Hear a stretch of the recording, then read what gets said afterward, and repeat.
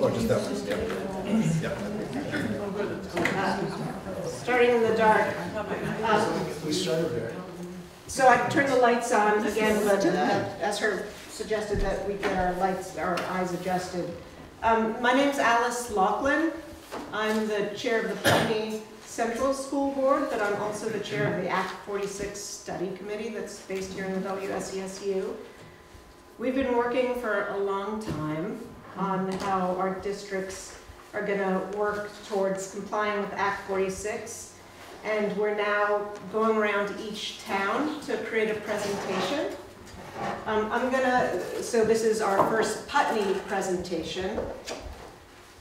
The entire study committee is not here, but there's a bunch of us. I'm going to ask folks at the table to quickly introduce themselves. Starting with Kim Price from the Brattleboro. Richard Glacier, I'm on the Putney board as well. Amy Wall, Dummerston. Ron Staley, Superintendent of Schools. Beth Bristol from Guilford. Jill Stahl-Tyler from Brattleboro. Mark Truhan, Brattleboro.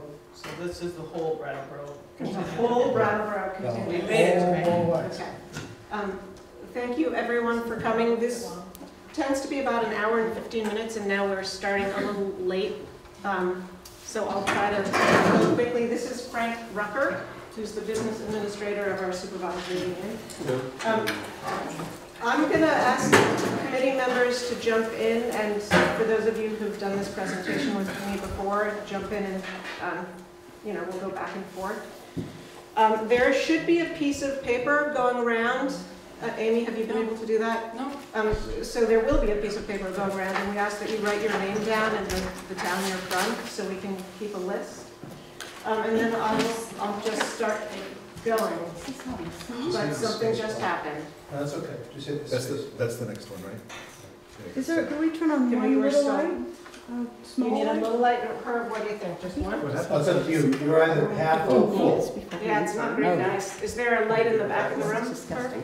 Not to my knowledge. What if you do the back bank? Say again? Is there a bank of lights in the back right there? We're This one just technically like- challenged. Yeah. Other alternatives?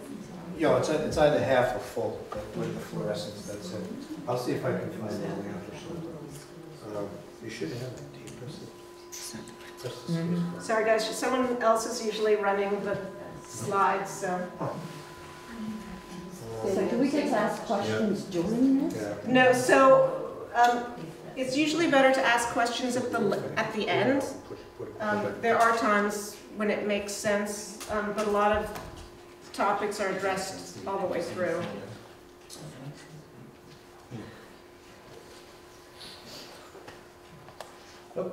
There we go. Okay. All right. So what we're presenting is 4 towns joining together to educate our kids. And the 4 towns are Brattleboro, Dummerston, Guilford, and Putney. Why now? Act 46, it's the law. We have to do something. Act 46 was designed to address the increasing cost and widespread inequities of education across the state. Act 46, an act relating to making amendments to education funding, education spending, and education governance. It requires districts to evaluate the education provided to their students, its cost to taxpayers, and its sustainability by 2018. It aims to simplify the educational governance system, and it provides options, some of which are rather confusing. The 5 towns of the WSESU created an official study committee, as I shared earlier, to figure out how best to comply with the law. Over the last year, the study committee has met more than 30 times. Thank you. Thanks. Thank me when it works. So there's several slides at the beginning of this presentation for sort of people who are new to school governance. And I see a lot of people several people in the room who I do not know, so I'm going to dig into these a little bit. For those of you who are very knowledgeable about this, it gets a little, repetitive. What is the WSESU? It's the Wyndham Southeast Supervisory Union and has the administrative responsibility for the town school districts in our region. General oversight of the SU, or supervisory union, falls to the superintendent, who is appointed by the local boards. A supervisory union is an administrative planning and educational service unit for 2 or more school districts. Each of our towns, like Putney, constitutes a school district with an elected board that establishes policy and presents the annual spending plan to voters for approval. So the Putney Town School District just had a meeting over there, and we're all now sitting in this room, and 2 of us are on that board. What is a school district? It's a public governing unit. It's its own independent municipality. It's responsible for providing the education of all students residing within its boundaries. It's organized to provide for the education of resident students in all grades, pre-K through 12. Here we have a pre-K in our building, or in some subset of grades. It has 1 publicly elected governing board for the entire district. It proposes a budget which is only adopted if approved by the electorate, in our case on town meeting day in our gym. And it is an employer subject to the IRS, Vermont Department of Taxes, and the various regulatory rules and regulations that we address. Do you want to jump in, Beth? Sure. So what is a school? A school is a building in which education occurs, which can be operated either by a school district and its publicly elected board, or by a private entity and a board of directors. A school is also a location for community involvement, activity, and traditions. The Brattleboro Union High School District 6 is a union school district with a board made up of members from each of the supervisory towns. The budget is voted on annually, and all citizens in the union district can participate in the balloting. Brattleboro Area Middle School, Union High School, and the Wyndham Regional Career Center are all included in the Brattleboro Union High School District 6. Alice, can you go back? Yeah. So if, one more back.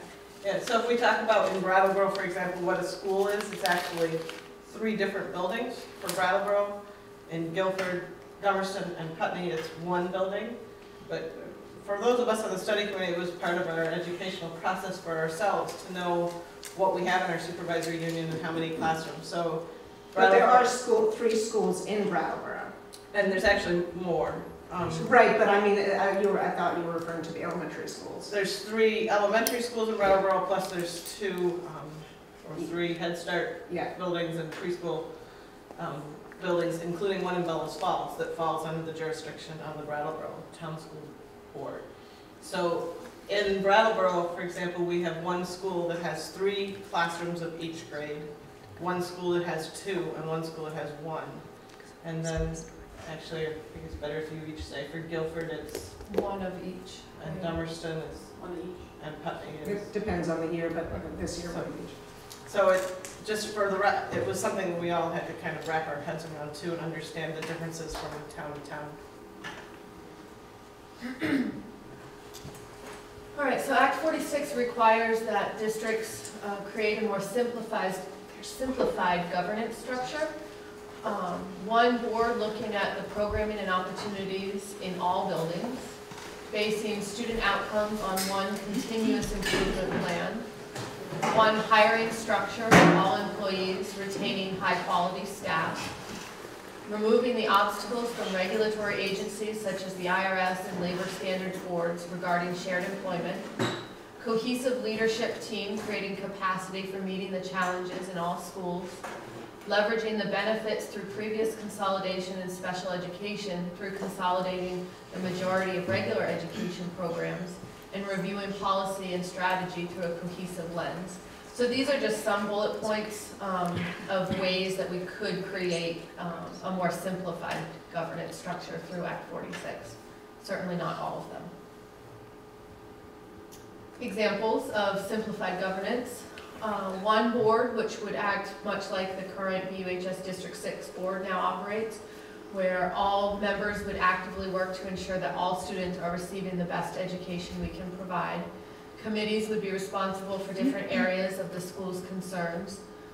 For example, a buildings and ground committee would look at the needs of all the buildings and grounds rather than just at 1 school.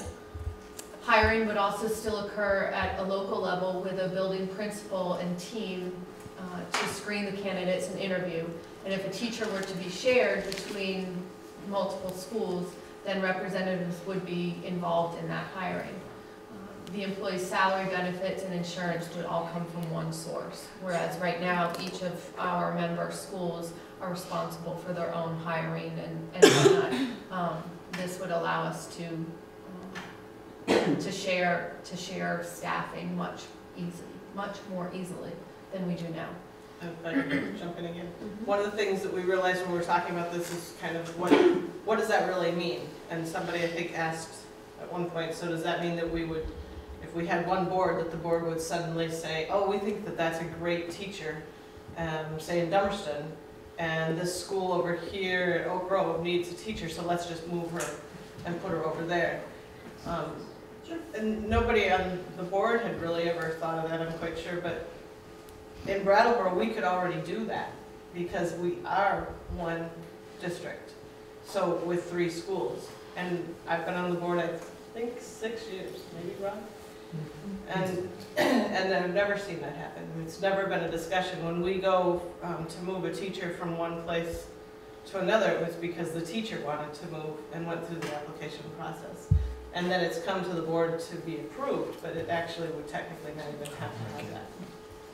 So when we talk about sharing staffing, an example of what we've talked about is an art teacher or a music teacher who may only work half-time at one of our schools could then be hired on full-time and work at multiple schools in our district, whereas right now they would have to be hired by Guilford and then also hired by Brattleboro, which makes it much more complicated. Which is an actual example of something that's going on right now.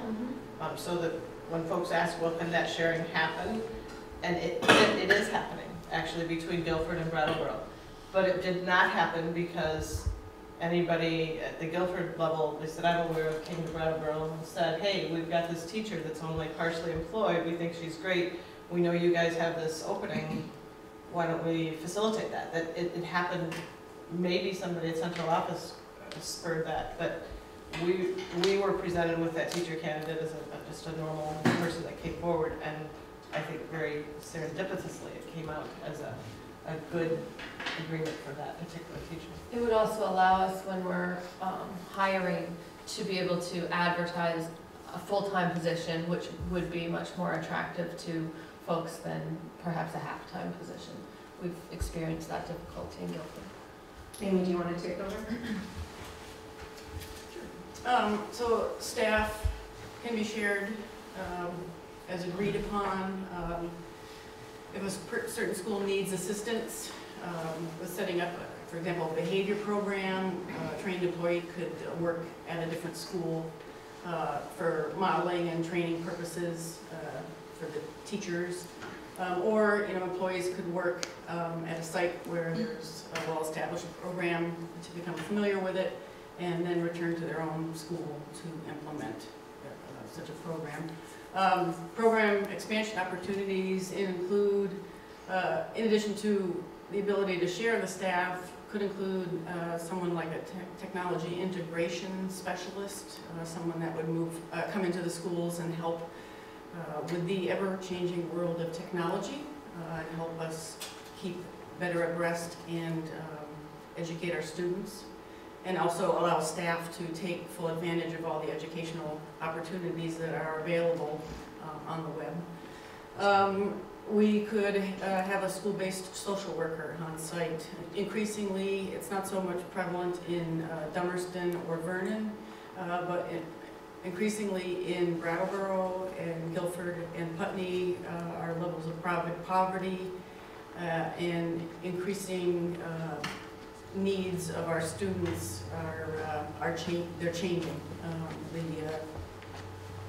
The socioeconomic fabric of our communities is in a time of transition, and schools are seeing more and more challenges in terms of homelessness. I know it was a big increasing factor in Brattleboro, and substance abuse, the opioid epidemic that's going on in the state, and also the resulting behaviors, as the children deal with that in their own families.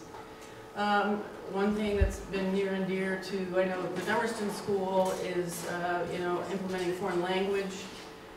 We could potentially have implement something similar that's already going on in Brattleboro and offer full-time language instruction based on the existing programming, which would be a lot more cost-effective than starting a program in a smaller school. And then also, we could expand the existing pre-K programming to schools like Dummerston and Guilford have been mentioned, to offer a continuum of ed services to our children. And among the many things that our study committee has discussed are all these different topics: academic programming, extended day programming, summer programming, enrichment, Title I, the buildings and assets of each district, the pre-K programming and different support systems, school choice, various test results, staffing, student placement, building use, administrative time, enrollment trends, small school sustainability, community culture. That one's a very big point for our study committee. We all feel very strongly that each of our schools and towns come to the table with a slightly different flavor, and it's important for our communities to maintain that. And the way we have structured how we think we could come together to educate all of our community's children maintains that.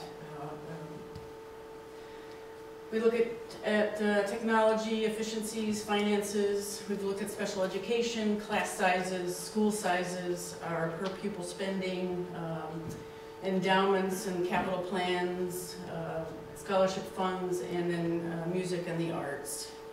They're all topics that we have delved into. Some folks in Brattleboro question whether some of those academic programming, extended day programming, tutoring programs, if those are all just inputs and if they make a real difference. And I think we've tried also as a study committee to look at what sort of inputs do make a difference. What are our realities that we have, and what do we need to do to address them? And we did find differences in equity. The differences were in the quality and variety of educational opportunities in our schools. I think we were all surprised. Yes. When we actually compared side by side what the programs were and which schools offered what. We were like, no way, you guys have that? And we had no idea the kind of breadth of opportunities that are offered throughout our supervisory union, and thought, how great would it be if all of our kids had the same opportunities? So equity, and it means, in this context, means that all students, no matter where they go to school, that they all have access to high quality curriculum and instruction, that they have opportunities for school, or it offers opportunities for schools to consider programs to enhance the education above and beyond traditional academics, and that technology, hardware, software, and integration is available to all students. Mark, you want to take a try? Okay. First word, sounds like. We found differences in cost and spending among the various schools that we were looking at. Okay, we talked about sustainability, and that basically equates out to the ability of the public who sends their children to school to pay the taxes to support the schools. In 2002, at 3,080 K through 12 students enrolled, compared to the 2016 level of 2,390, kindergarten through 12th grade enrolled. Over the past 14 years, the Windsor Southeast Supervisory Union has seen a 22% decrease in student enrollment. And I'm not sure if Frank has it, but it is a very graphic chart. It's coming up. It's coming out. There you go. Speak of the devil. There it is. So the blue is Dummerston, yellow is Guilford, red or orange is Putney, and then Vernon is the gray. Wow. Is there have you ever the population as well? Is there a trend of population, general population decrease as well? It's been flat in Vermont, and we're typical in Winnebago. One of the questions that Jody has brought up and questioned, why do we use those particular years? And really the answer, we were talking about that at the Brattleboro meeting, I think. It was because that's what's available easily on the website. Jody's made the point that maybe we should go back and look. We could do that, I guess, if somebody knows where the data is. But this is what's available on the state AOE. Is it 2002 on the far left? Yeah, Yes. Yeah. Yep. so 14 years. Hard to see. And it fits nicely on a piece of paper. So So it's also just a high mark in terms of the population. Pardon? It was also a high mark. I mean, I'm not arguing with this graphic at all. Well, I have heard that maybe in the last decade, the population of Vermont has actually slipped a bit. Right. I know I've had children graduate from the Right. schools, and they go elsewhere because I they have can't one find a more. job. So this building, I believe, was built for 270 kids, Right. and we now have a pre-K. So as of today, we have 167 kids in this building, and 15 of those are pre-K. So from, you know, So when my oldest son went through, it was lower than when my second son went through. So if we went this way, you know, but we then decided to build a middle school. We've done lots of stuff, so I'm not arguing with these figures, but we are picking a high mark here. It's fluctuated greatly, like Julie says, over the years. It's been a huge fluctuation in the population of the school. We had to add, and then we started losing kids.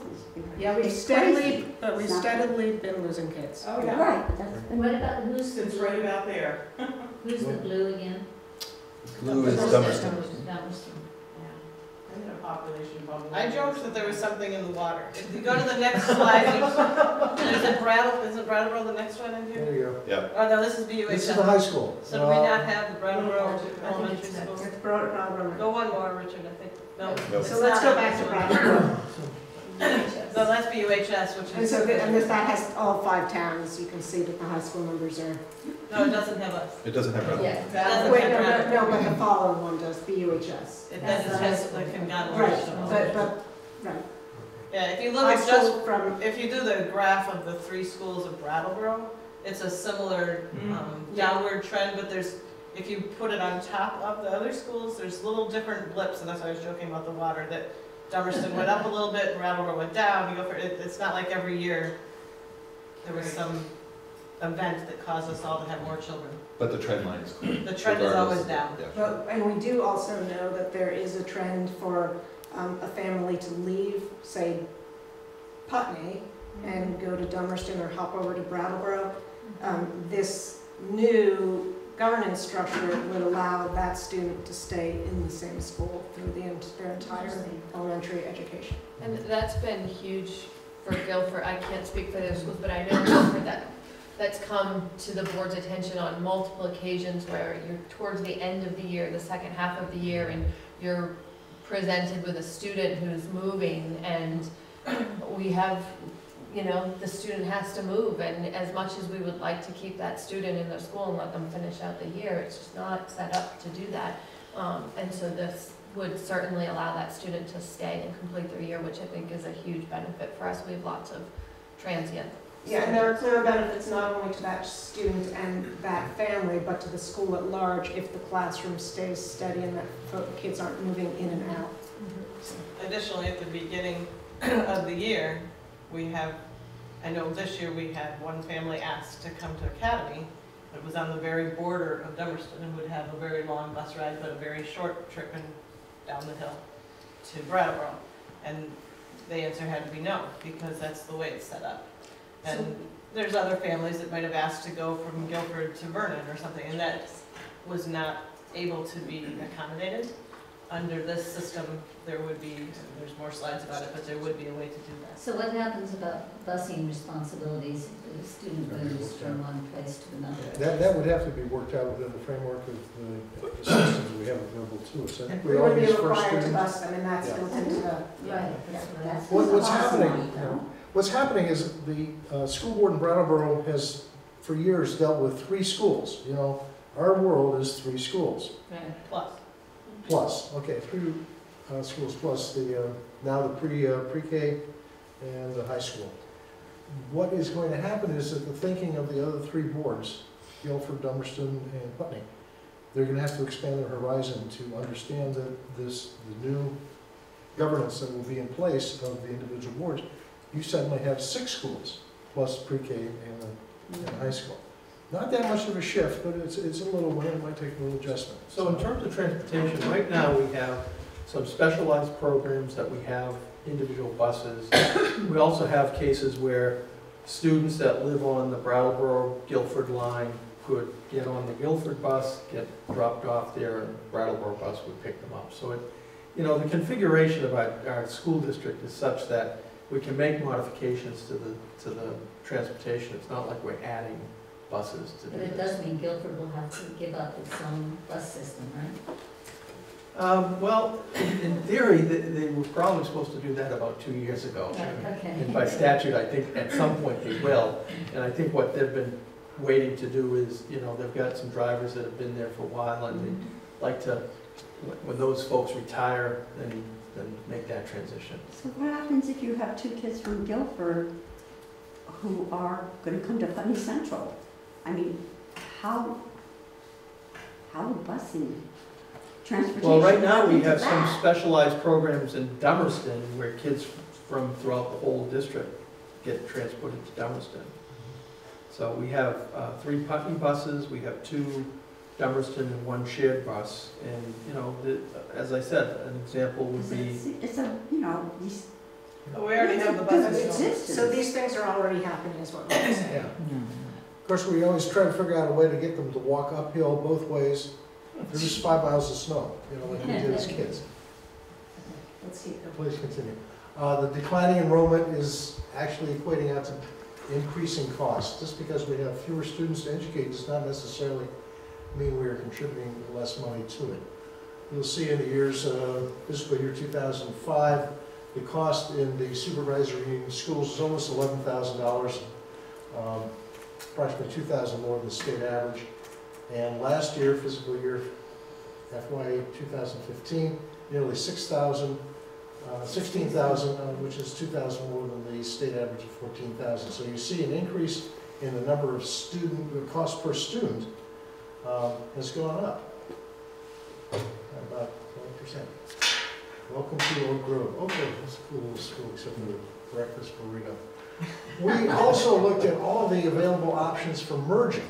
We have considered the unique situation of Vernon neighbors who either join us and lose school choice or go it on their own and keep the school choice. So we've created a merger proposal that the study committee believes to be the best option for our kids. The merger that complies with the law allows small schools to stay open, improves educational opportunities, and addresses the many concerns in our community. Guilford, that's a nice school too. This merger offers our communities more value. It builds on our strengths, retains our school cultures, a very important thing as we've discussed before, and addresses our weakness, which is the equity. It offers an opportunity for increased community involvement, and we hope for that in all regions of the supervisory union. And this is the leadership councils. For those that are unfamiliar, what is going to replace some of these school boards is going to be a leadership council. School-based leadership councils will be established at each school to provide local input on school-specific programs and activities. The councils will have a chair, a vice chair, a clerk, and a committee of representatives.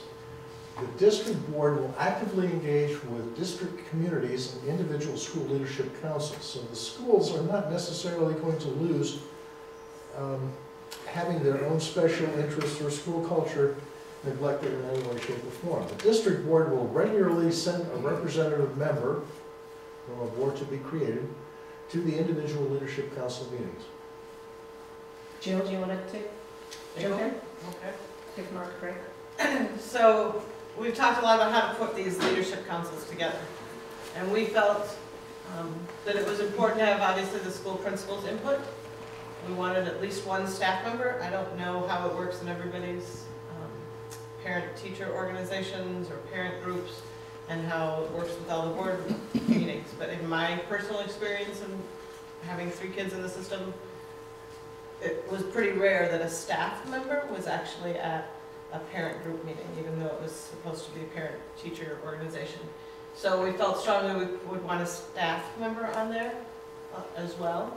We wanted community input, so we wanted 3 community members nominated at town meetings so that there's still that input from the floor, and appointed by the district board to serve for 1-year terms. They have to be appointed for legal reasons of the way this structure works.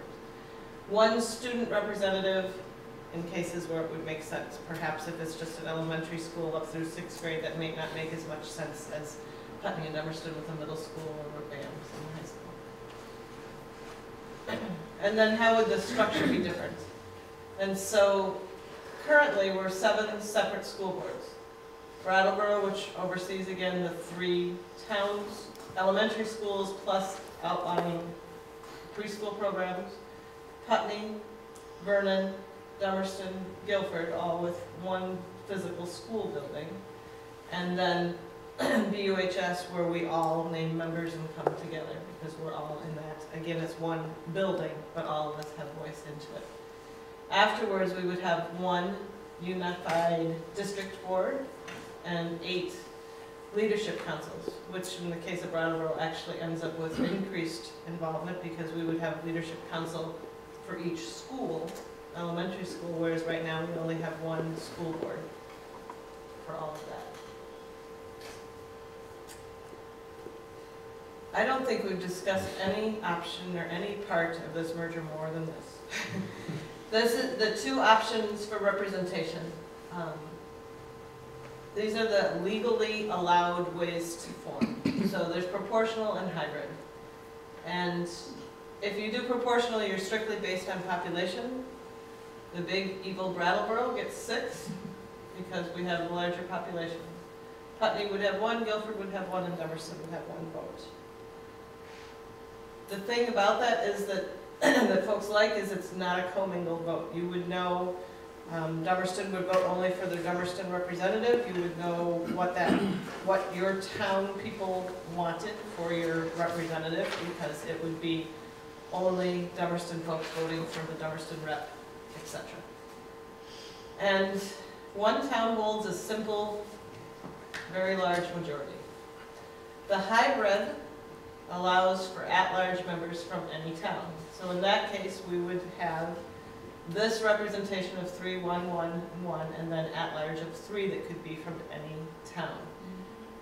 The very first year, because of the way it would be coming together, and the law requires the vote to be done at the same time as the merger vote is done. So you would be voting on your board members at the same time as you're voting on the merger, which, yes, seems strange to a lot of us, but that's the way the law is set up. Then those votes you would be able to know who voted for whom because that's the way the votes would come in. After that, it would be a commingled vote. And the reason for this goes back to what Mark said. Because you're not voting for a Putney person to represent Putney. Putney is part of a board that represents all of the children in this supervisory union. But we break out and establish that for sure Putney would at least have 1 person from that town. So when they go around and collect the signatures, if you're running for the Putney position, you would be collecting from Putney. If you're running for the at-large position, you can collect from anywhere.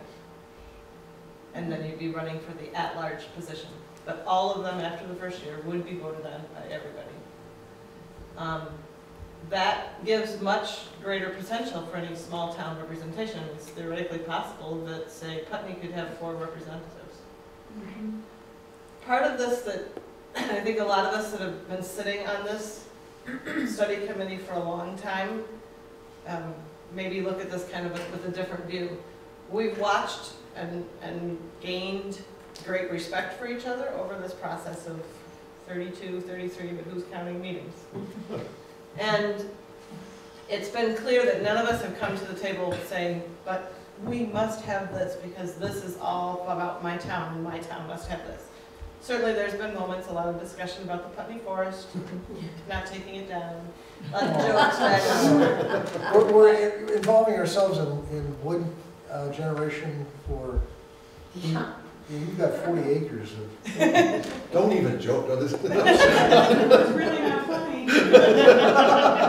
Well, I'm sorry, I apologize. But it would, that's, so for us to think of that, I think for all of us on the board, it's harder to think of why, or on the study committee, why a unified board would not just automatically be looking at it from a larger perspective.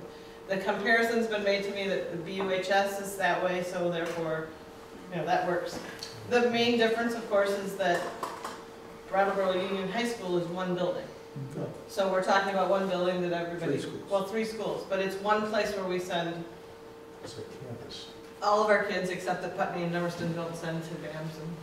But anyway, it's still not separate entities, and I think that's where people get a little more hung up. It's a separate entity.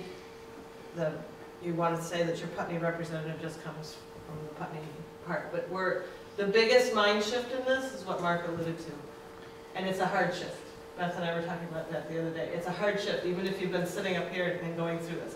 It's admittedly a easier shift for Brattleboro, and I guess I compare it for myself as when I first sent my little darling off to school to kindergarten. He's now about to graduate, and we're looking at colleges, and I feel so incredibly old.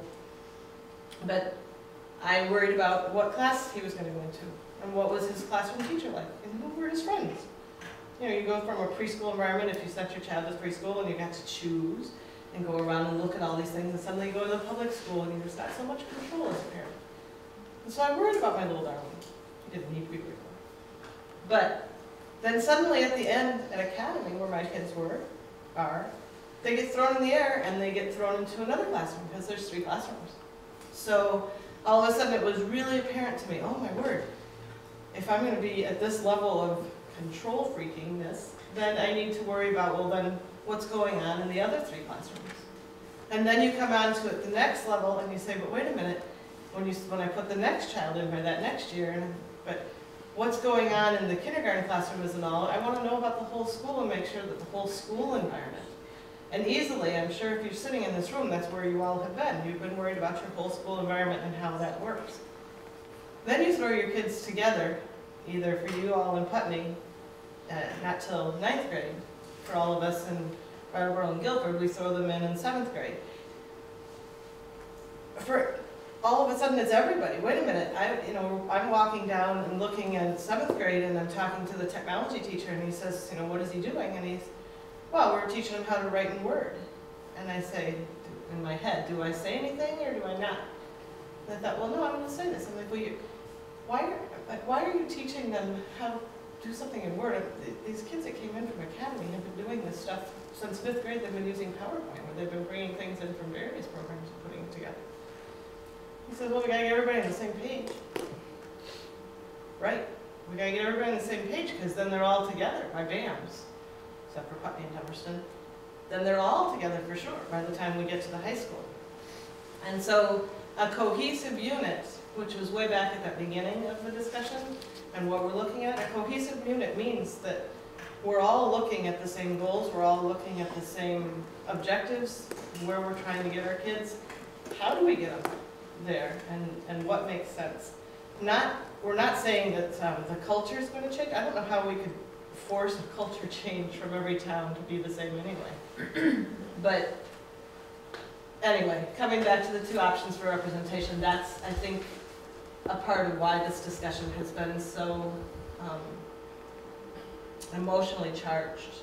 And truly, Brattleboro has said from the BUHS representations that stand here, the 2 folks and the 3 of us that have been on this is not our, this is not our issue. Whatever the larger or the smaller towns would like, we'll certainly go along with. But it's still on the table, right? Hasn't been decided, as far as I know. I missed the last meeting. Kim and I tried to come, but it was, we were in the ditch. We stopped.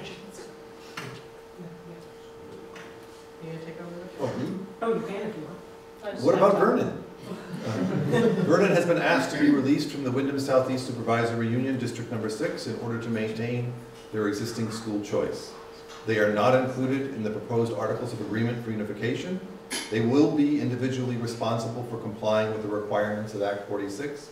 They will now pay tuition for students attending BUHS, number 6. 2 votes. We keep going? Number 1, to release Vernon from the WSESU and BOHS District Number 6. As you know, Vernon has already taken their own vote to make that move. It now goes to each separate town to also release them from the supervisory union. And then 2, to unify Brattleboro, Putney, Dummerston, and Guilford school districts. Someone else? We keep going? What about the school portion of town meeting? This is something we've talked about at length. 1, a vote on the individual school budget will no longer take place at town meeting. 3 community members are nominated from the Leadership Council at town meeting. So there is a process by which the Leadership Council has delegates that form the basis, the town forms the basis of who is on that Leadership Council. Community discussion and budget input can take place during pre-town meeting. Leadership councils and district board representatives will present the budget. And then the district budget will be voted on separately in each town via Australian ballot on town meeting day. Yeah.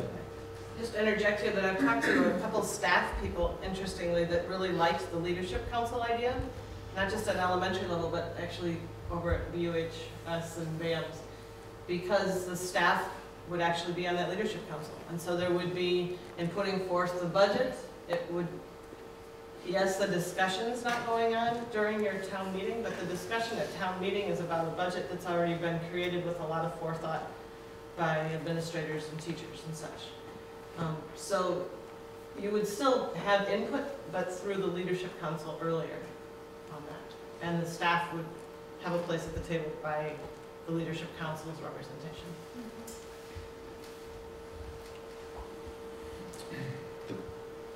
Kim, do you want to do it? Sure, and I will apologize, I do not have my contacts in, so if I misread something, I apologize now. The presence of multiple public schools within a single district are not only supports flexibility in the management and sharing of resources, but promotes innovation. For example, individual schools within a district can more easily develop a specialized focus, which in turn increases opportunities for students to choose the school best suited to their needs and interests. What may a unified board be looking at initially? We're looking preschool, magnet schools, enrichment, universal meals, which I know right now the Brattleboro schools, we have meals that all the kids receive and they don't have to pay anything. Both breakfast and lunch. Both breakfast and lunch. Can I just make an example of that? Sure. Brattleboro Town is able to offer free breakfast and lunches because they have the socioeconomic poverty rate that allows them to qualify for that.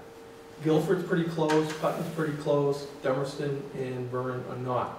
But in a unified district, instead of 6 distinct separate districts, you can meld all those numbers together. And as a result, all of the districts would qualify for a program like this, free breakfast, free meals. It's not going to cost anything more. So that's just like one example of kind of the old system where we have 6 distinct separate districts that really doesn't allow for some of the benefits that a unified district would have. And in Putney, we are really close. We mean really close, but we aren't able to make that move. So like in Guilford, it would cost them an additional $25,000. It would cost Putney $35,000. That doesn't sound like a lot of money, but when they put their budgets together, every additional dollar puts them over the state cap as it is now. And so then you have a penalty for the taxpayers. And I've been to so many board meetings, this is my 14th year in the district, where we're talking about let's get an integration specialist, let's get a behavioral specialist, or let's share those positions, share foreign language, but those $25,000 bumps doesn't allow for that in those particular districts. So what you do is you spread those costs over 2,400 students, and something that's going to be $250 per student is now going to be $60 per student, and it's affordable throughout the whole district. And I mean, we've been tracking it, and I know Green Street School alone, I think it's 70% of the kids come in and have breakfast now at school, which is, just helps promote learning because the kids have they have food on their belly, so they're ready to start learning. We have, In a situation like that, would Putney be able to continue its Absolutely. special foods? Yeah. And Putney would be the model that other schools would probably adopt. Yeah. I mean, a lot of our schools are doing the farm to school initiatives anyway, but Putney has done a really, really exceptional job that other schools could model. so, yeah, there's the farm to school, we have the programming, arts and music, technology integration, social services, which we alluded to earlier, and the challenges with that now, summer programming, field trips, language, place-based learning, project-based learning, winter sports, and recreation. You can't do this. Yeah, no, no, it's pretty I'll try it again, okay. Some ways our schools will be different. Well, let us hope they are, because it promotes a certain amount of creativity and innovation in each of the schools. Before, one school, that is kind of boring, isn't it? So should I get mine? No, I got it. Actually, we have it on the I got it on the Mark. screen, I can do it, Mark. it's clear here. Richard has it on the So- screen. Go, Richard. I'll go before and after, right? Before, one school with the pre-K class. After, expansion of pre-K classes to additional schools. 2, personnel is hired by a single district. After, personnel can move among schools depending on need. Before, additional programs too expensive to add to a small school budget, which Ron just described. After, additional program costs spread across more pupils, making programs affordable. Before, challenges faced by individual schools confronted alone. After, challenges faced by school problem solved through a wider lens.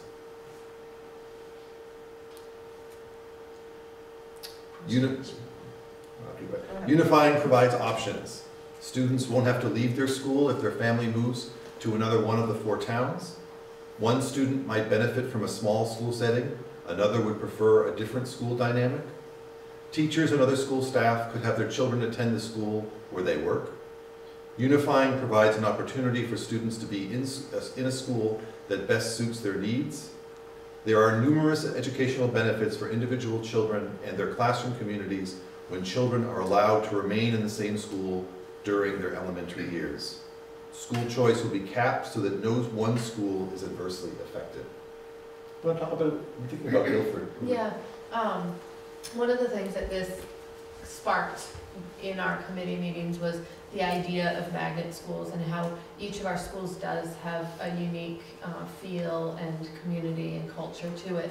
And how cool would it be if we could exemplify that culture and attract students who, you know, that gravitate towards music and arts to one school, and maybe students that gravitate toward nature and the outdoors to a different school. And each of our schools has something unique and different, and that would be a way to really promote and enhance those school cultures under a unified district. I have a question. So there's a certain amount of school choice, but do, like, would residents of Putney have first choice at Putney Central? Or could somebody come from a different town and bump somebody out of Putney Central who actually lives in Putney? Well, that's the whole point of that inversely. So the idea would be that most people would probably still want to stay in their own town, I mean, just because logistically, most people are not going to want to drive a long ways to Right. elementary kids, right? So if the idea is that it wouldn't be adversely affected, that would be an adverse effect that the cap would avoid. So many school districts that have a unified budget and have school choice within the district, maybe multiple towns, they put a cap like 5 or 3% on incoming or outgoing students, just to make sure that it's, you know, they maintain their viability in terms of the number of students, but it's not just like a flood out or a flood in of students. So when you say cap, you mean like a certain percentage of the school will be from outside of the town? The numbers of students either coming in or leaving. But just the ones who are from the other town? Yes. And that's right, that's what we do right now, right, is this, with these percentages that you're talking about. For BUHS. Yeah, the UHS is part of the statewide school choice at the high school level with it's throughout the whole state, and there are caps because we get probably 30 applicants every year to come to BUHS, and we only accept 10 each year because we don't want the adverse effect the money doesn't follow the kid, so we don't want the adverse effect of having to hire more staff to accommodate those numbers. So there's a cap at that level as well. And we would then not want schools to have, oh, we have to make adjustments on staffing because there's so many folks want to move from point A to point B or displace other kids from the town that's closest to the communities that are closest to the school where they go. And how would that affect if, let's say, 1 year in Putney, there was a class with only 11 kids? Under this, would you be wanting to ship in kids from somewhere else because they have a lot more than what you want in a class size? Well, you know, we've talked about, in some cases, neighboring schools, Dummerston and Putney, where class sizes are varying that way. They really fluctuate a lot. The ability to, if somebody lives on the border and would prefer to be in Putney as opposed to Dummerston, it's no financial impact. Right. And it just maximizes the staff. You know, we're not forcing that, but that could be an option. An option, but it wouldn't. One thing about Putney is generally we've had smaller class sizes, and that's a valuable thing about Putney. And I just have to say that's not always the case. We have one class of 27. Right, I know that. Yeah. I've had 2 kids go through this school. I have a granddaughter in this school, and I know that from that aspect. But you know, is there a cap on how many students you would put in a class? Yeah. What There's- happens there's to reporting and test scores? Is that going to stay? Well, You know, Dummerston is. Can I finish that question? The state has kind of a maximum and a minimum class size kind of recommendation. You know, 14 to 15 to 18 would be kind of optimum. We have some classes with 11 students. And, you know, it's nice, but it's very costly. Again, it causes those schools to be above these penalty caps. So, you know, what we found with our special ed consolidation, which we were forced to do 2 years ago, we needed to maximize our resources, and instead of a special educator working with 7.5 students for their caseload, we changed it to 12 students, which is still a really small number. You know, statewide it could be 1 to 15, nationally it could be 1 to 18, but 1 to 12 is not a huge difference. As a result of that, we saved $300,000. We didn't intend to do that. That was just kind of an offshoot of this. And quite frankly, because we've been able to maximize the staffing and use the resources throughout the district, I know we have better programs for students. We are now able to train paraeducators as behavioral technicians, as opposed to you just send a para into a group with the most challenging behaviors and think, well, it's going to work. Well, it doesn't work. So those are some of the things that we've learned from that consolidation. You had a question about test scores? Yeah, right now we see individual test scores for schools. Is that true in Brattleboro? Will that stay true between all our schools? So in Putney, we read. Oh, they'd be by school. Yeah, they'd be by school. We look at it by school. Yep. Can I just ask a question about the capping? You said like if you get 30 applicants at BUHS, how do you choose? It's a lottery system. A lottery People system, apply. Totally random. Totally random. Yeah, people will apply, and then if we go beyond the 10, we do a lottery system. It works pretty well. Some of the high school students, by the time they're juniors, regionally, they can come to the Career Center and take classes at the high school as well. So, it might be 2 years later, but. And once your child's school choice in. They stay in school choice, yeah, unless they choose to go back to their second school. To consider change is to consider growth. The realities of our school systems are changing. Embracing and adapting to change will open up opportunities to better serve the needs of our students and communities. Alice, you So, good time. So I'm going to turn on the lights. Everybody block your eyes. So we're actually we're on schedule, which is. So do teachers have, if there was some points in there about moving a teacher to a different school, would that ever be shoved down teachers' throats if they didn't want to move. Some of these things have to be decided upon by a unified board, but what my example, I'm the one who brought that up. We've never shoved a teacher from one place to another within the Brattleboro school. Right, but what I'm asking is, under, this whole deal, is that a possibility? I think it would happen through attrition. We hire 30 new teachers every year in the whole district. Mhm. And if we need a half-time person in Putney and a half-time person in Dummerston, That's not what I'm looking at. I'm looking at, let's say we have outstanding second grade teacher here, and you, somewhere else, you really need a good second grade teacher. Would you be able to force our teacher to move somewhere else? what we currently do now in some of the schools, because they can afford it, they give those exceptional teachers, they give them stipends to be teacher leaders in literacy and math and other areas, but primarily literacy and math. We have outstanding teachers throughout the district in all of our schools. Again, some of the small schools cannot afford, having 4 teachers in your building, getting those stipends to be those coaches, if you will, working with the rest of the population. So I don't see that would be saying, okay, here's a great math teacher in Dummerston, we're going to send that person to Putney. We're going to be saying, how is it that Brattleboro Town can have 4 teacher leaders in their budget and Putney can't? It's the same scenario that I mentioned, that you can spread it over 2,400 students affordably as opposed to over 170 Okay, students. I was just concerned that, there could be a force. And maybe to add one thing to that too, there are instances where, and we've had this early on in our time as a board, that where there isn't enough need. And so we've had to cut people down Right, percentage-wise. no. And what this allows is, we may have to cut someone down, but there are other opportunities to fill them back up rather than losing, a quarter of your appointment. I know, but I know the schools are really different. My granddaughter attended academy for kindergarten, and I was completely appalled.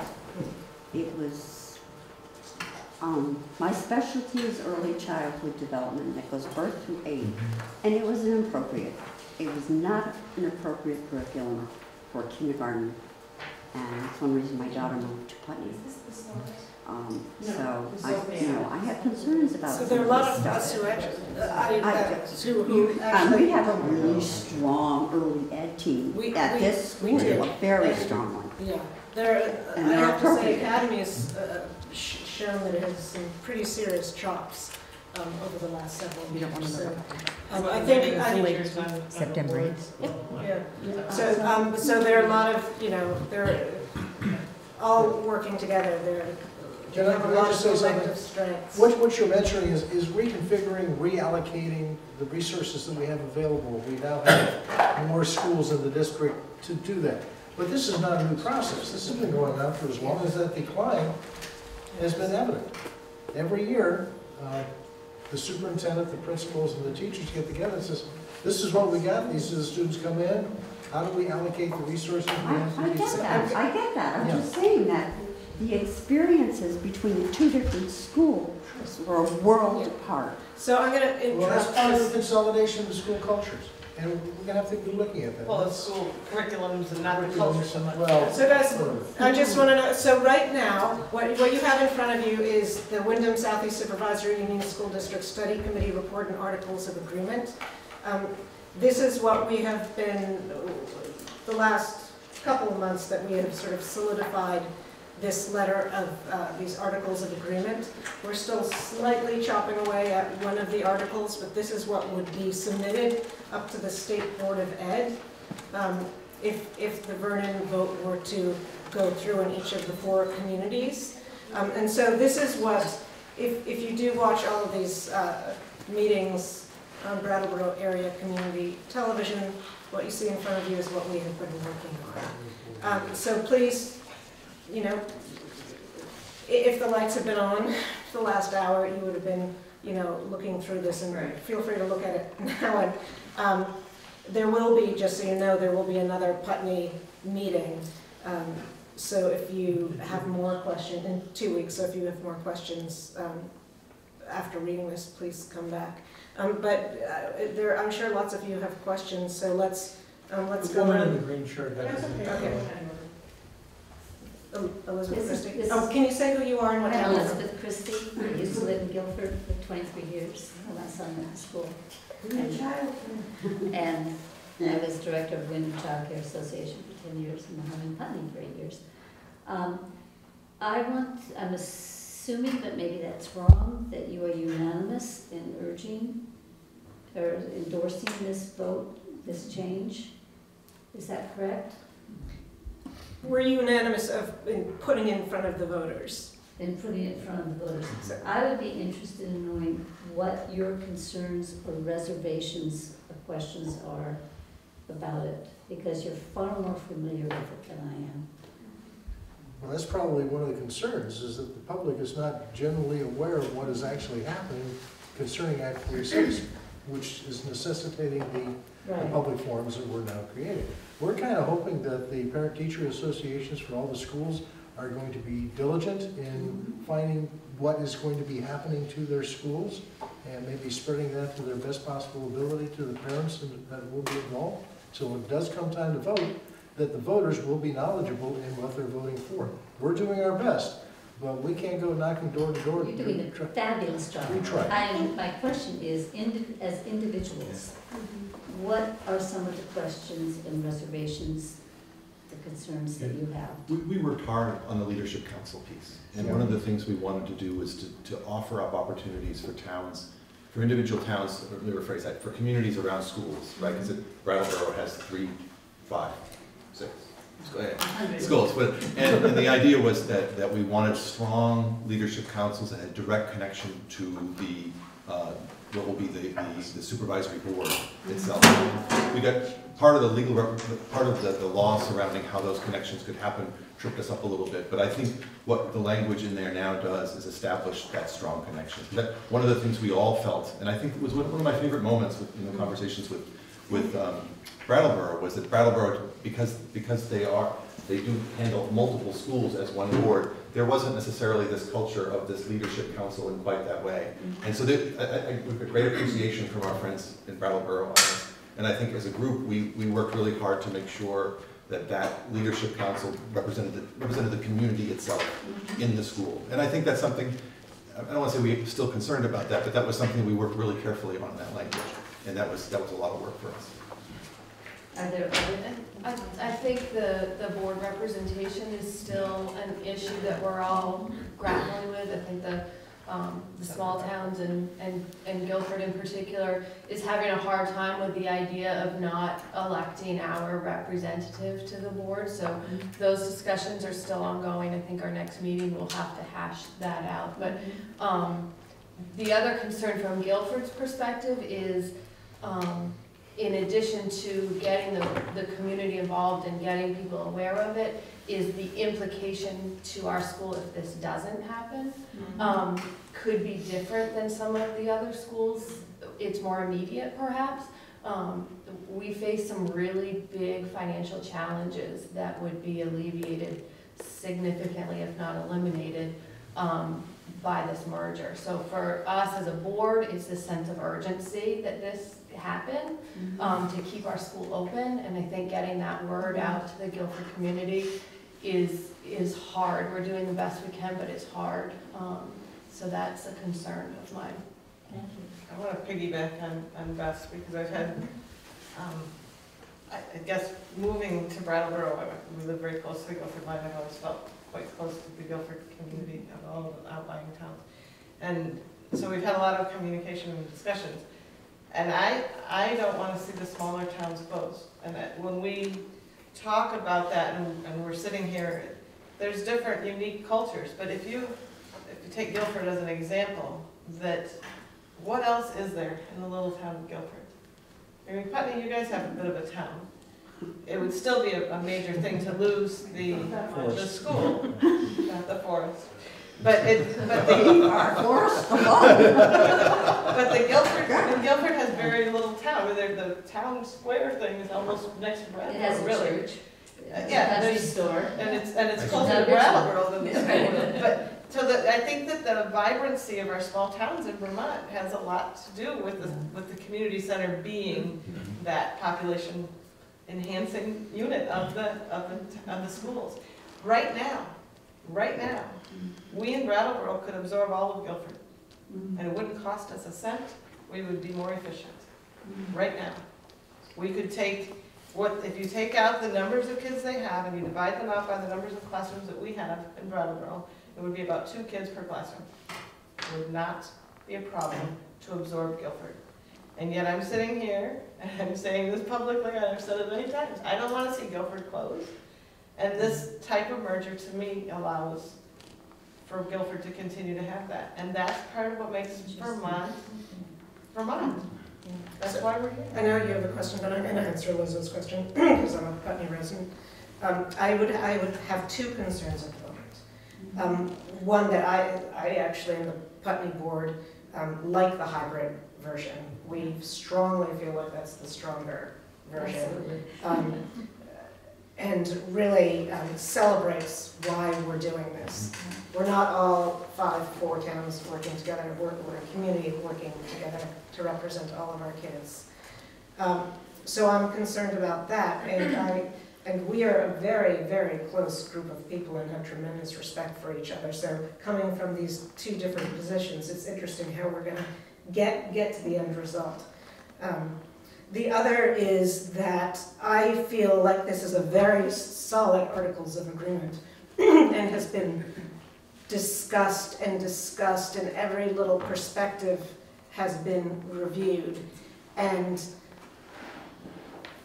I am very convinced that if this community does not vote or get the opportunity to vote on it,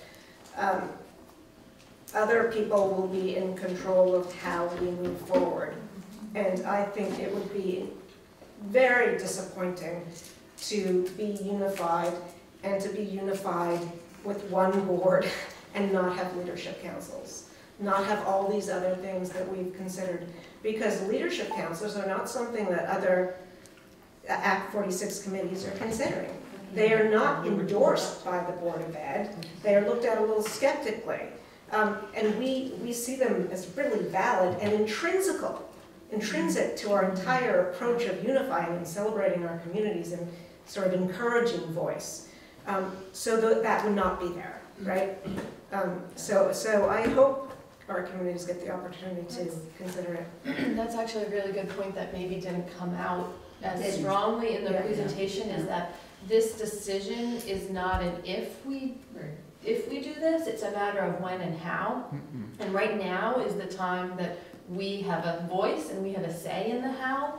If we don't do anything, then the state is going to tell us how, and it won't look like those Articles of Agreement. And so we want to be able to have our say in it and have it. Take ownership as well. This gentleman had a question. So I'm from Guilford. I have a child in 4th grade now. So is it being implied that if we don't vote for this, our school is going to close? It's being implied that we're going to face some really big financial challenges, and that is a possibility that would be in front of us. Okay. I'm certainly not going to sit here and say, if you don't pass it, our school's going to close. It just felt that was the implication. It definitely is on our mind that we're facing some really big hardships. And do you want to specify those? Sorry. Yeah, the BAMS, the middle school agreement, that contract is up for renewal, and it's very expensive. Very expensive. But at the same time, do any of your parents want to have their kids Not, come back to not Guilford? one single parent that we've heard from would entertain the idea of sending their kids back to Guilford for middle school. Interesting. No doubt. My other question related is, okay, so we vote this in. As far as down the line, school closures, who does, since we're not voting on it in town, whose decision is that? So in here, there's a section after on, this decision. there's a section on that, I think it's in the first few articles. Excuse me, I was late, so. No, we have I'm to- asking questions about it. Nobody's asked this. 8 or 9, Ron? What's that? Is it 8 or 9?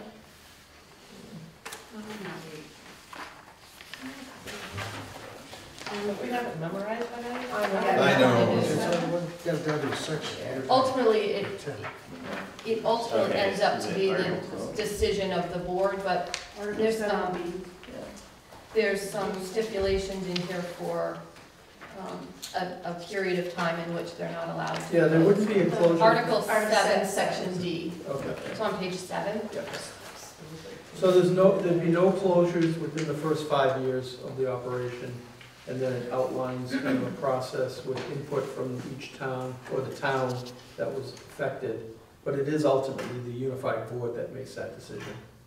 And I think Jill's point earlier speaks to it in that when you're looking at all of the schools together and you think about, you need to close a school, closing a school that's the heart of a community is probably not going to be on the top of the list if you're having to consider closing a school. The impact to that town, which is in here that you must consider the impact to the town. So the impact to Guilford to closing their school is going to be significantly more than the impact to Brattleboro closing one of their 3, just because that is their community. So I think it's important to keep that perspective in mind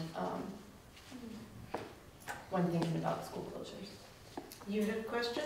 I did. My name is Ruby McAdoo, and I have a child in the pre-K program here. And I really, really appreciate the work that you guys are doing. I really appreciate hearing your perspectives, particularly what you guys are just saying. I think you should totally lead in the future with the, it's not an if, it's a when, because that's not clear. I knew that coming in because I've heard you speak in school, but that's an important thing that voters do not know when they're coming in to vote.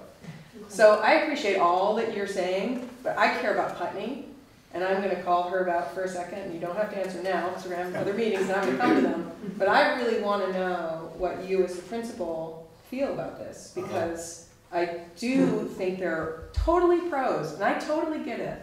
But I also am concerned, and I want to know that my school wants this to happen. Sure.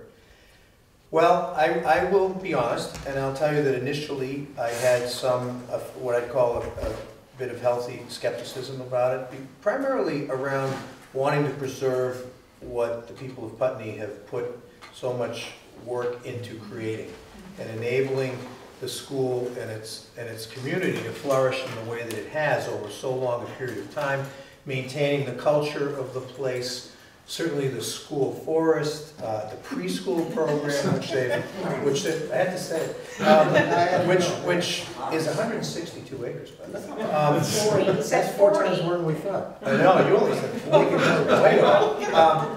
But seriously, I mean, I think that those things that we've tried to institutionalize, maintaining a middle school model with separate teachers for each of the disciplines. That's really important to this place. And so initially I was like, hey, geez, I don't know, what is it gonna, I get a little myopic about it, what's gonna look like here. But once I started to think about some of the opportunities that it could present, talked to Alice a little more, frankly, a little bit more with Ron, I said, oh, this has some distinct opportunities that maybe I hadn't initially fully appreciated. And so I remain optimistic about its potential. I think that as these people have done such a tremendous job trying to codify all of the sentiments and emotions that have gone into this process into one hopefully digestible chunk for people, that I think, realistically, in the short term, is it going to change things dramatically? Not really. It's going to streamline the pieces of it which get so cumbersome, the financial management, the budgetary process. We'll see how that plays out. I mean, I think people are going to be a little bit concerned about losing that town meeting tradition in terms of budget voting. But other than that, I'm on board. I'm not concerned. Well, Putney's consistently supported the school, even in Yes, hard times. true enough. Yep. Even in hard times, Yes. we did not cut music, art. We didn't cut the arts, and we paid for it through our property taxes. And, we've been around a long time, haven't we, Julie? So let's do 5 more minutes if that works for everyone. Oh, yeah, please. That's the piece that's least clear to me, actually, and I understand that it's very important to you. So that means I'm not getting enough. And I think my question is probably around, what kind of a voice does the Leadership Council actually have? My understanding is that it's purely advisory. And if that's the case, then why would people in town sign up to do that, number one? You know, Alice, that my big concern in this town is seniors, and it has been forever and ever. And what town meeting represents for me is the moment when seniors actually see the school board, they see the kids, we have lunch, the kids presented, and it's a chance for people who are actually paying to be motivated to pay because they feel invested in their schools. And one of the things I don't feel in all of this is that the motivation for those of us who are no longer school parents, especially seniors, to vote for school budgets, in my mind, has the potential to drop. That worries me a lot. And also just the visibility of the school. It's the day when we all get in here. A pre-meeting won't do that because, like tonight, this is what will happen. And I just am extraordinarily concerned about that. And I'm in total awe and thankfulness for all of you for having put in as much as work as you have. I'm not sure I agree that Act 46 will be shoved down our throats if enough of us actually oppose it, and try and work harder to keep the pieces here that are so solid and so good, but somehow have more incentive for the community to stay engaged. I'm really, really worried about that. And especially as our towns continue to age, which they do, our rationale, you know, becomes very self-centered. Well, support me, support seniors, don't support kids. So that's where my concern is coming from, and it's in total respect to all the work you've done. I do not want anyone to think that this is personal, because it's not. This is really where it comes from for me. I'm going to ask Richard to respond to the leadership. Yeah, I just add a teensy piece to this. Julie Forsythe, Ellen Forsythe. So. And that is that those of us who have had children going through this school and the high school, it's very, very hard from this distance to engage in the school board or feel like we hear much from the high school board. There is a little bit of town meeting, but the flavor of information, the investment, is not like in the town school. And it's not just that our kids are older. We still love them and care about them and worry about them just as much, if not more, when they're further away and older and get in a lot more trouble. But it's just harder when we're not needed as much. You know, it feels. Part of this is that the budget for the high school would be voted on by all of us. Right now, the budget for the high school. Well, it is voted on by all of us if we show up. If we show up. But that changes. It's not that same thing. But it changes because now we all vote on that high school budget, which is different, I think. But it's hard for us in little towns to believe that people who functioned in the Brattleboro method of governance for town meeting to understand what town meeting is. And how hard it'll be to go to town meeting when it's all about paying for that. So can I want to jump in. So, Julie, our budgets aren't sustainable as our communities. Yeah, I understand. I mean, you understand the whole picture. Our budget is going up and up and up, and our taxpayers cannot support it. So if this does not, if we do not do something, it's just not sustainable. Yeah. So that's one. You know, and you and I think probably feel on the same page about the vast majority of these things. The other thing is that very few residents actually come to the school board portion of town meeting. Very few. It's probably, on a good year, it's a fourth of the amount that are there for the town portion. So that's all. Oh yeah. So that's always been very interesting. It doesn't seem like that. It's very small.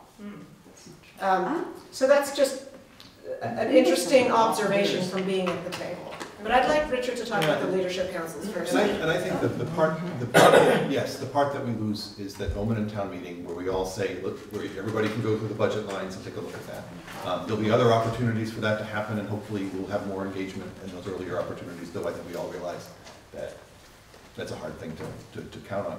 But the reality, I think, of the kinds of things that you're bringing up are much more about how individuals in the community engage in the school, separate from the budget component. You know, one of the things it says in the document now, we fought for to make sure that hiring committees for teachers, for principals, come out of that leadership council. The ways in which different committees of the school report. They don't report to the board, they report to the leadership council. A member of the board will need to be a member of that leadership council. Most likely would be the Putney, we talked about how to legislate that. Most likely it would be the Putney person. It would make sense for that person to be that, but we can't quite come out and say that. So that there's a direct relationship then between the leadership council itself and that board, so that information flows back and forth. But because of the other part to remember is, this is one of the things that I worry, this goes back to the worry question. This is the board that's going to be now responsible for all of these schools. The hard part is you're going to be further removed from individual schools in ways that obviously right now, as a Putney School Board member, we meet in this school, I'm intimate with this school, my kids come to this school. And the idea is that the Leadership Council retains that flavor. We want to make sure that there is real authority in that Leadership Council, that there's real... Authority. Yeah, I mean, that's what... I don't hear that. Well, I think being on a hiring committee and being part of that process and meeting with the principal about priorities for the school, for how we do engage with our forest, which will still be here and still be part of what we do. Bringing forward recommendations for the budget and what you think is really important. Yeah. And actually, I think the leadership, because you're not going to be a school board entity, the leadership councils can actually have a little bit broader jurisdiction over what they can get involved in, whereas as a school board, we primarily stay in the financial realm because we're restricted a little bit. We're supposed to. Because we're restricted a little bit as to what we have jurisdiction over, but whereas the leadership councils are going to be able to get involved in, you know, the day-to-day stuff at the school that we would like to, but maybe can't as much right now. So, so my question is just remains, just yeah. so I'm honest. It's the broader visibility, and I agree about town meeting. Obviously, you know, to me, it represents a time when a lot of us are there. Looking, and the budget's one thing, but we're also just hearing.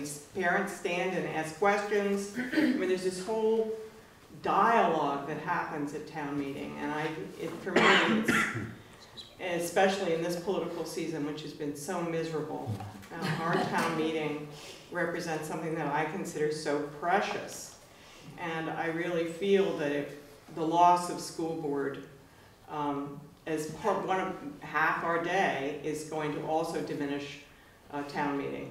Yeah. So I'm not little worried about that, I'm big worried about that. So what I would return to, Julie, is you and I might, or we all here might disagree about what is going to happen. Sure. And we are school board members, and we didn't all have to be board members to be on this study committee, but we are, and we are responsible, fiscally responsible for these schools. We can't juggle it is such a gambling with this act reversing in any significant way that would change how we processed, would have changed our result. I don't think any of us can do that. It is such a slim chance. I do not think there is any chance that this law, the components of this law, will change to the extent that this school board, the Putney School Board, will exist as its own entity 3 years down the road. I can't honestly sit in front of you and think that that's realistic.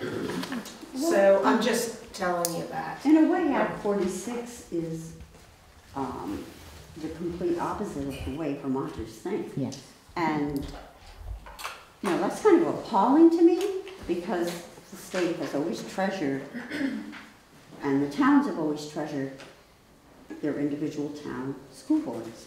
And, you know, when I heard they passed this, I'm like, this is not the Vermont that I've known for 50 years, 60, whatever, 50 years.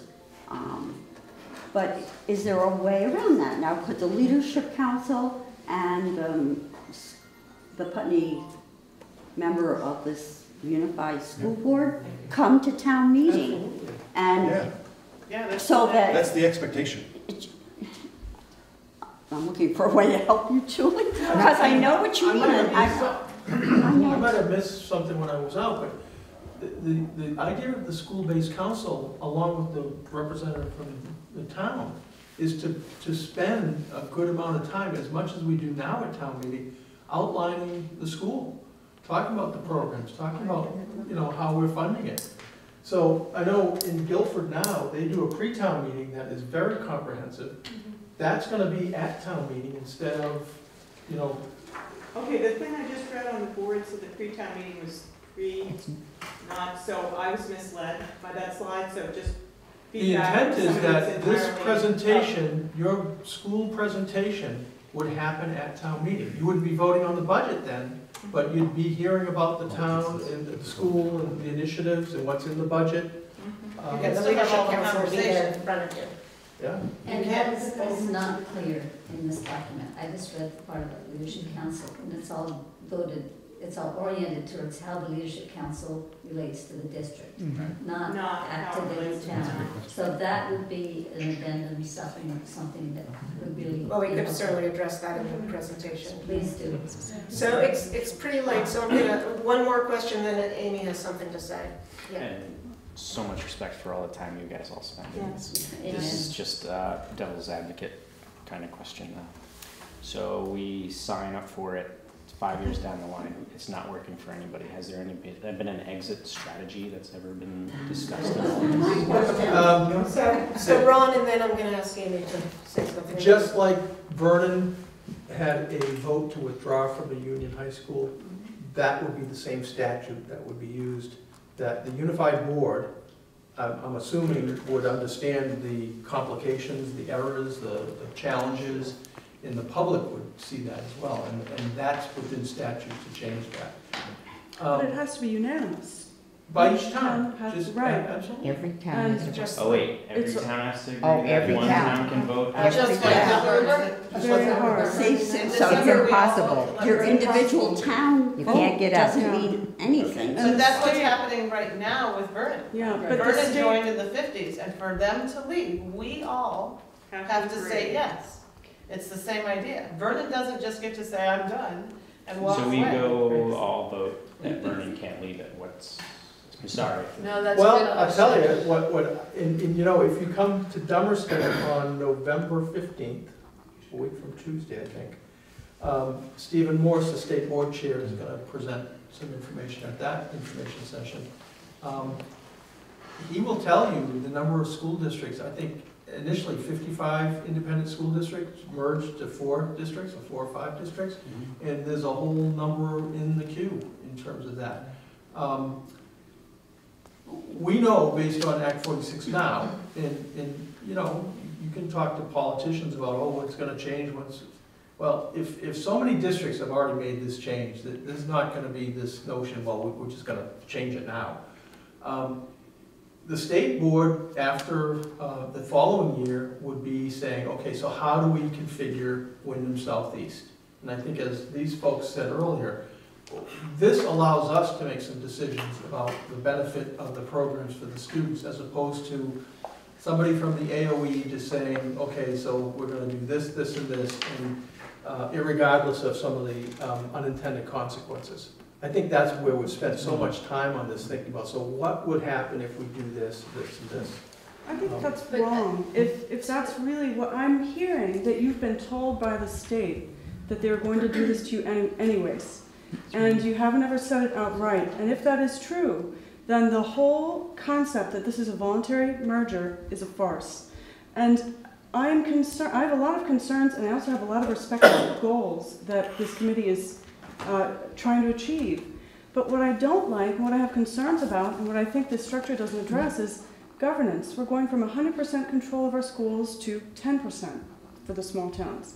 We're going to very little local input when we have a lot of local input. I'm concerned about school closure, because in 5 years, the money that we're spending to give equity to all of these schools, and it will cost money.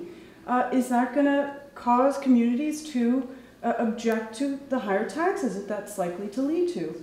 And while all of you are making incredible promises that I believe in, I don't know if your successors are going to live up to them.